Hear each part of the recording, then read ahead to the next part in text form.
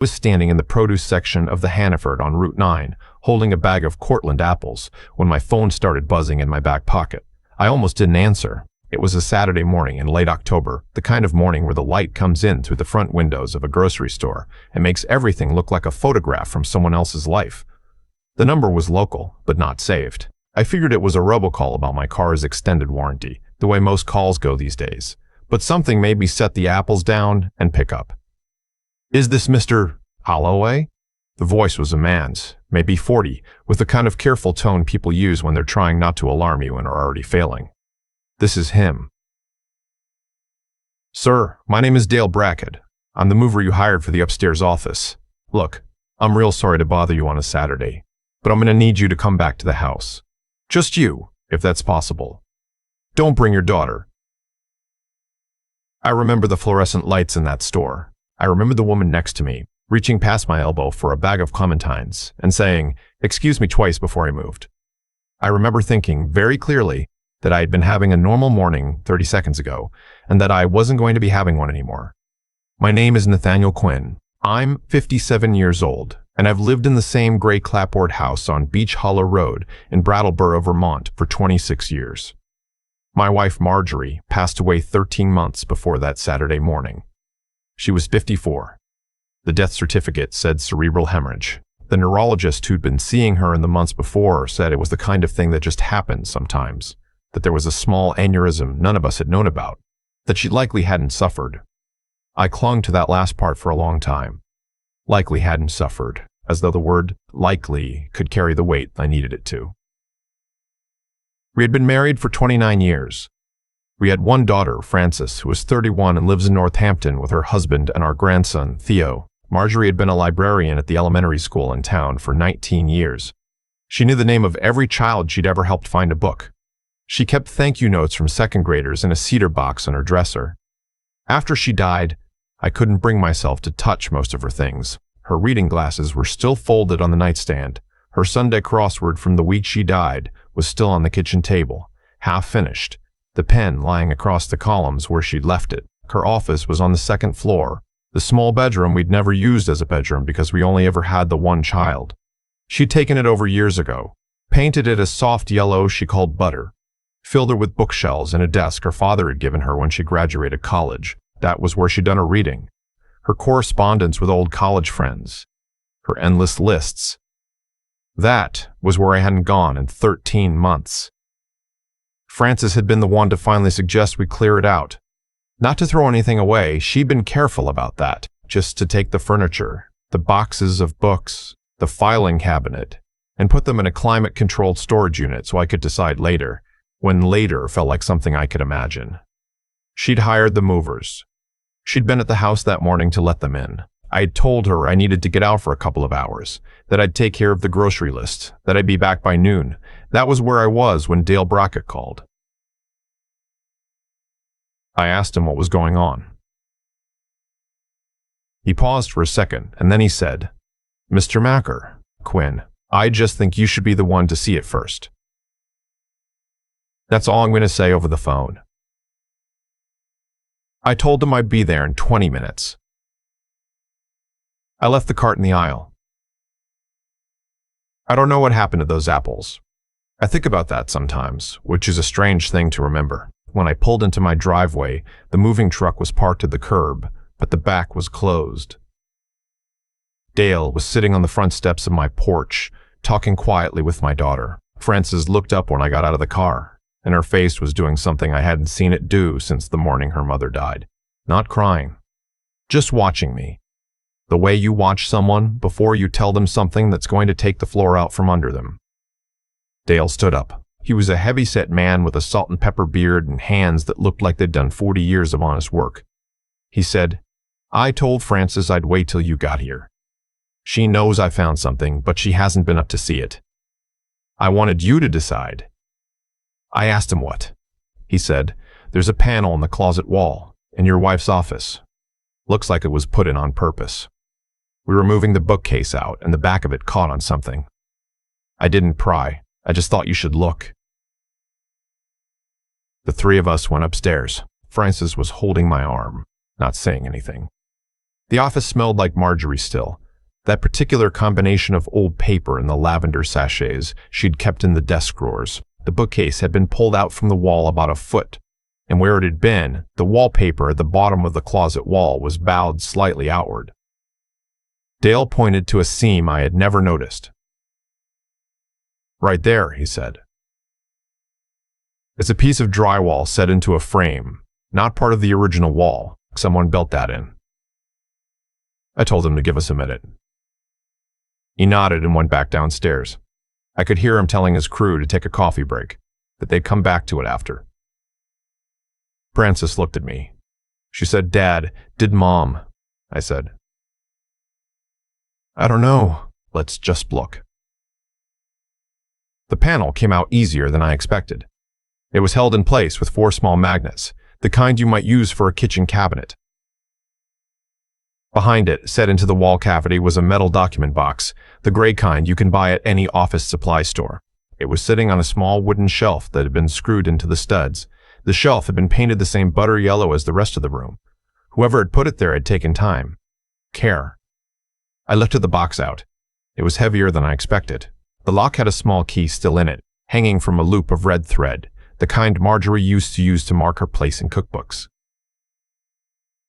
I sat down on the floor of that office and turned the key.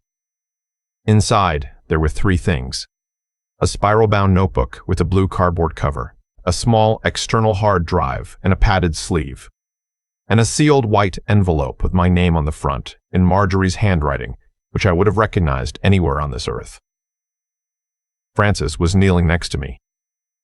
She said very quietly, "Dad, what is this?" I told her I didn't know yet. I told her I needed to read it first, and that I would tell her everything as soon as I understood what I was looking at, and that I loved her, and she should give me a few hours. She didn't want to leave. I don't blame her, but she did finally, after she hugged me longer than she'd hugged me in a long time. She said she'd be at the cafe on Main Street if I needed her, that her phone would be on, that I should call no matter what. I paid Dale for the day and told him we'd reschedule the rest of the move for the following week. He looked at me carefully and said, "I don't know what's in that box, Mr. Quinn, but I hope whatever it is, it gives you what you need."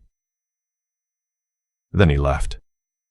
I took the box down to the kitchen table. I made a pot of coffee, and then I just sat there with it for a long time, looking at the envelope with my name on it, the way Marjorie had written it, the small loop she always made on the N in Nathaniel.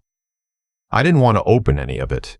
I knew, the way you know certain things in your body before your mind catches up, that whatever was inside that box was going to change how I understood the last 2 years of my marriage. I opened the notebook first.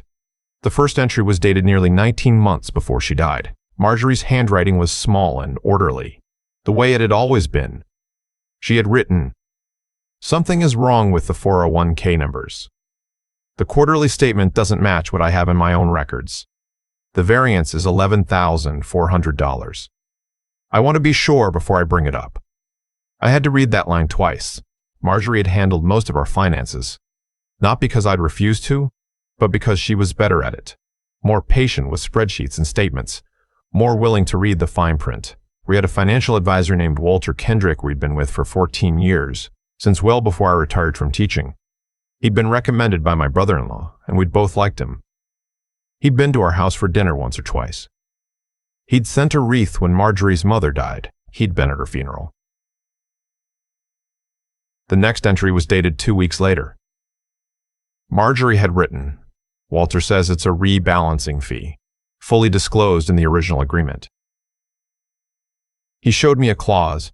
I asked for my own copy of the agreement, and he said he'd send one. I'm going to look at our records first. 3 weeks later, our copy of the contract is missing page 4 and page 5. The pagination jumps from page 3 to page 6. I looked again to be sure. I never noticed this before. Why would the page number skip? I got up from the table. I walked to the filing cabinet in the basement, the one Marjorie had maintained with the same precise system she'd used at the school library. I pulled the file marked Kendrick Wealth Management and opened it.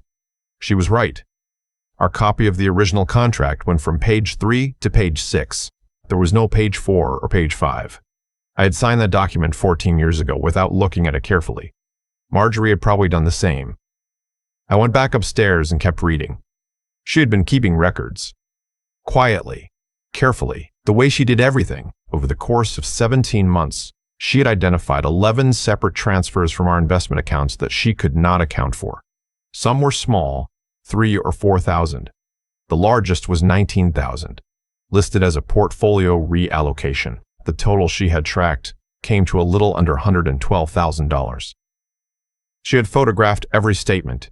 She had cross-referenced every transaction. She had built a case the way she'd once helped a fifth grader build a science fair project, with the same patience and the same attention to evidence. But then, about a third of the way through the notebook, the entries changed. She had started feeling unwell, not catastrophically, not in any way that demanded an emergency room, just tired in a way that didn't go away with sleep, lightheaded sometimes when she stood up too quickly. Some headaches, some flutters in her chest she described as feeling like a moth caught behind her ribs. Her doctor, a woman named Ann Riley we'd been seeing for years, had run some tests, given her a low-dose blood pressure medication, told her to come back in 6 weeks. Marjorie had written, "Ann is thorough. I trust her. But something feels off, and I can't name it." 2 entries later, in a handwriting that looked slightly more rushed than usual, the tea. He gave me that tea. I stopped reading. I went back to the beginning of the notebook and looked for the first mention. It was there in the margin of an early entry, a small note I had skimmed past. Walter brought me a tin of loose-leaf tea at our December meeting. Said his daughter brings it back from a trip she takes every year. Green tea with some kind of herb blend. He said it was for stress. I'd been drinking it most evenings. I remember that tin. It had been on the kitchen counter for over a year. A black tin with gold lettering. Marjorie had made herself a cup of it almost every night while she did her crossword. She had offered me some once, and I'd said I didn't like green tea, and she'd laughed at me for being a coffee snob. I could see her doing it. I could see her at the kitchen table, in her gray cardigan, the mug in her hand, the spoon clinking against the rim while she did the Wednesday puzzle. I had watched her drink that tea hundreds of times. I had never thought a thing about it. I had to stop reading for a while. I went out onto the back porch and stood there in the cold, looking at the bare maples at the edge of the yard, the same maples she loved in the fall.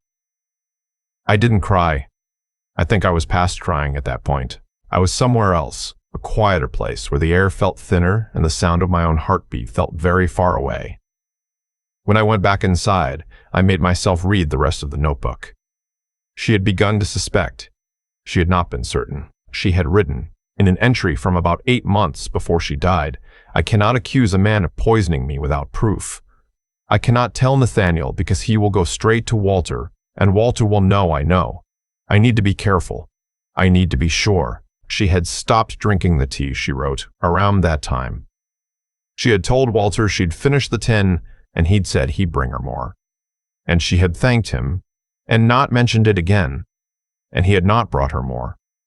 She had saved the remaining tea in a separate container. She had researched what kinds of substances could cause her symptoms. She had identified a short list. She had taken a sample of the tea to a private lab in Hartford that did toxicology work, a place she'd found by calling around carefully, paying in cash, giving them a different name. The results had taken 3 months.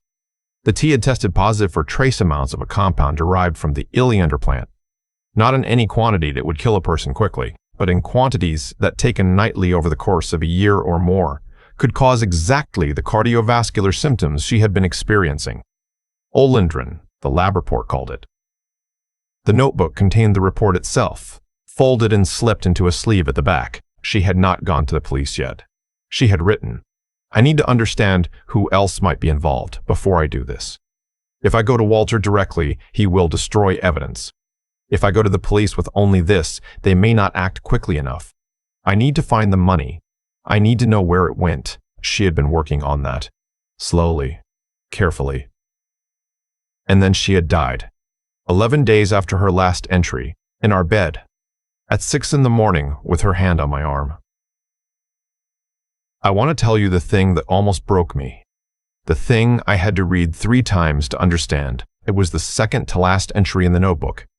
She had written, "If I am wrong about all of this, if I am sick from something natural, then Nathaniel will read this someday and think I lost my mind in my final year. I am willing to risk that. I would rather be remembered as paranoid than have him go to Walter unprotected. He trusts people. It's the best thing about him.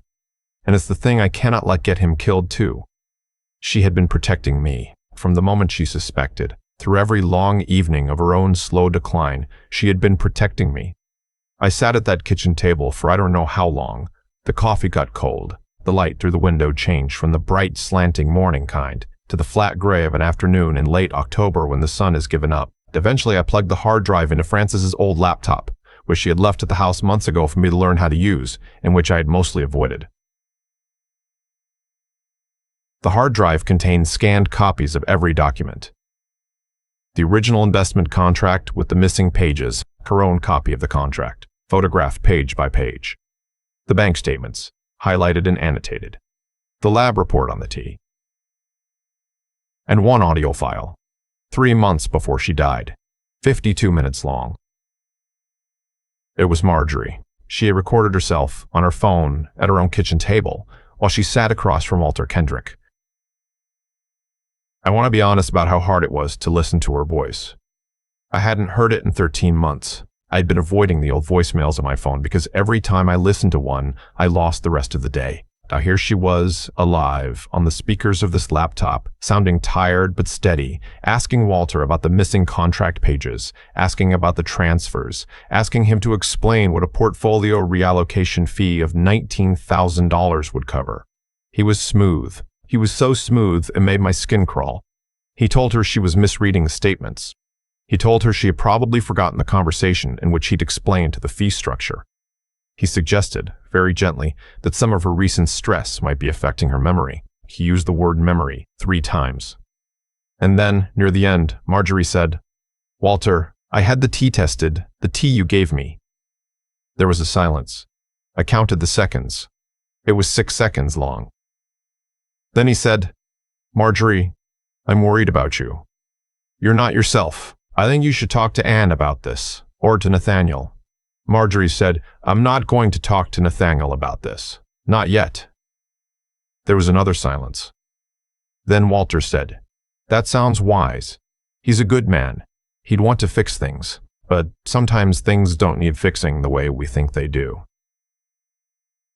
The recording ended a minute or so later. 6 seconds of silence in response to being told the tea had been tested. 6 seconds of him calculating, and then a soft, controlled effort to isolate her from the only person who could have helped her. He had not been alarmed. He had not been confused. He had been figuring out what to do next. I called Frances. She came home immediately. I sat her down at the table and I played her the recording and I gave her the notebook and I let her see the lab report. She read for an hour without saying anything. Then she said, "Dad, what do we do?" I told her we were not going to do anything alone. I told her her mother had been very clear about that in the letter, which I had finally opened by then. Marjorie had written, "Don't go to him by yourself. He is more dangerous than he seems. Find a lawyer first, a good one. Take everything in the box. Take Frances. Don't trust anyone who tells you to keep this quiet." She had also written, "Tell Frances I'm sorry I didn't tell her. Tell her I wanted her to be able to remember our last year without this in it. Tell her I loved her more than I ever knew how to say." I read that part to Frances. We held each other for a long time. The next morning, I called a lawyer my old colleague from the high school had used during a contentious estate dispute. Her name was Patricia Donnelly, and she had an office in a small brick building near the town green. I told her on the phone that I needed an hour of her time and that it was the most serious thing I had ever had to deal with. She said, "Come in this afternoon." I brought everything. She listened the whole way through without interrupting. When I was done, she said, "Nathaniel, I'm going to make some calls. I want you to go home and do nothing. Do not contact this man. Do not contact anyone at his firm. Do not change anything about your routine. Can you do that?" I said I could. Within 3 days, she had connected me with a detective in the Vermont State Police Financial Crimes Unit, a woman named Marion Holcomb, who had spent 22 years working white-collar cases. Detective Holcomb came to my house. She drank coffee at my kitchen table and listened to the recording twice. She read the notebook. She asked a lot of careful questions. She told me she believed me, which was not something I had realized I needed to hear until she said it. The investigation took months. The remaining tea, what was left of the tin Marjorie had saved, was sent to a state forensic lab. The results confirmed oleandrin in concentrations that a toxicologist later testified in court would have been consistent with a slow-acting cardiovascular poisoning over a period of 12 to 18 months. The medical examiner reviewed Marjorie's autopsy report and revised his assessment. He could not definitively say the poisoning had caused her death, because the aneurysm was real and could have ruptured on its own. But he could say that the sustained ingestion of oleandrin would have significantly increased the risk of a cardiovascular event in a woman with her vascular profile. He testified to that. Walter Kendrick was arrested in the parking lot of his firm on a Tuesday in March. The charges, which expanded over the course of the next year as investigators traced the money, included wire fraud, embezzlement, conspiracy, and eventually, after a great deal of difficult work by Detective Holcomb and a forensic toxicologist from Burlington, attempted murder. The state could not prove murder, only that he had administered a substance over a long period with intent to harm. The plea agreement landed at 23 years. But that wasn't all of it. The money trail led to two other accounts. One belonged to Walter's wife, which was not surprising. The other belonged to my brother-in-law. My wife's older brother, the man who had recommended Walter to us in the first place, 14 years earlier, had been receiving payments from Walter for the past 3 years, smaller payments, between $1,500 and $4,000 at a time, deposited in cash through a series of intermediary accounts that took a forensic accountant 6 weeks to untangle. He had been a contractor for 30 years. His business had been failing slowly. He had borrowed against his house twice. He had told Walter, at some point I will never fully know the details of, that his sister and her husband had a substantial investment account, and that his sister kept careful track of every dollar. He had not, his lawyer eventually argued, known that Walter was poisoning her. He had only known that Walter was siphoning money. He had been, in legal terms, a knowing accessory to the fraud, not the harm. He pleaded guilty to that charge. He served 4 years. Marjorie had suspected. There was a single line, near the end of the notebook, that I have looked at many times. She had written, "I think my brother knows something. I can see it in him when we talk about money. I cannot tell Nathaniel this yet. It would break something in him I'm not sure can be fixed." She had known. She had been carrying that knowledge alone, on top of everything else. He came to her funeral. He carried her coffin. He held my hand at the reception and told me she had been the kindest person he had ever known. I have not spoken to him since I learned what he did. He has written me letters. I have not read them. I do not know if I will. My daughter has told me she does not want him in her son's life, and I have not argued with her. I want to be careful here. I am not telling this story because I want revenge, or because I want any of the people who hear it to be afraid of the people in their own lives. I am telling it because my wife wrote it down, very carefully, in a notebook she hid behind a panel on a wall, and because her last instruction to me was that the truth needed to be told, and that I should not protect anyone from it, including myself. The civil suit against Walter's estate and against the firm recovered most of the stolen money. Some of it I set aside for Francis and for my grandson's college fund. Some of it I donated, in Marjorie's name, to the elementary school library where she had worked for 19 years. They named the reading nook after her. There is a small plaque now near the window where the third graders sit on beanbag chairs. It says, "For Marjorie Quinn, who believed every child deserves a quiet place to read." I sit there sometimes when I volunteer on Wednesday mornings, and I watch the kids choose their books, and I think about how much she would have loved being remembered that way. I still live in a house on Beach Hollow Road. I have not cleared out her office. The bookcase is back against the wall. The panel is closed. I put a small framed photograph of her on the desk from a trip we took to Maine in the summer of 1998, when our daughter was small and the world had not yet given us any reason to be careful. I sit in that office sometimes in the evenings, in her chair, with a book for poetry. It is a slow way of being with her. I have found I do not need fast ways anymore. There is one more thing I want to say. I have spent a lot of time, in the months since all of this came to light, thinking about why she did not tell me. I know what she wrote. I know the reason she gave. I have heard people, friends and strangers both, suggest that she should have. That she was wrong to carry it alone. that she might have lived if she had simply picked up the phone and called me, or our daughter, or the police. I've thought about that a great deal. What I've come to believe is this. My wife understood something about the people who hurt her that I did not understand. She understood that Walter was not a man who would panic or run if he was confronted. She understood that he was patient and methodical, and that he had chosen her precisely because she paid careful attention. She understood that if she came at him with anything less than ironclad evidence, he would simply destroy the proof, soothe me into believing she was unwell, and continue. She also understood, I think, that her brother was involved, and that telling me would mean asking me to choose between believing her and believing a man I had known for 30 years, a man who had been my closest friend in our family for most of our marriage. She did not want me to have to make that choice without proof. She wanted to hand me the proof, so the choice would not feel like a betrayal. She was right. I would not have believed her without evidence. I would have gone to Walter myself. I would have asked her brother what he thought, and he would have looked me in the eye and told me Marjorie was struggling, that grief over her mother's death the previous year had been worse than we'd realized, that maybe she needed to talk to someone. I would have listened to him. I would have lost my wife twice, the second time to a story they had built for me, and I would never have known. She did not protect me because she didn't trust me. She protected me because she loved me enough to do the hard work alone, so that when I did finally know the truth, I would have everything I needed to act on it. I miss her every day. I miss her in the small ways more than the big ones now. The way she'd hum while she was making coffee, the way she'd put a hand on my shoulder when she passed behind my chair, the way she'd say, very quietly, "Look at this, Nathaniel," when she came across a sentence in a book she wanted me to read. She was the most careful person I have ever known. She was also, as it turned out, the bravest. She built her case in the dark, alone, sick and afraid, and she trusted that the world she loved would eventually open the wall and find what she had left there. It did. I did. I just wish she had not had to do it without me.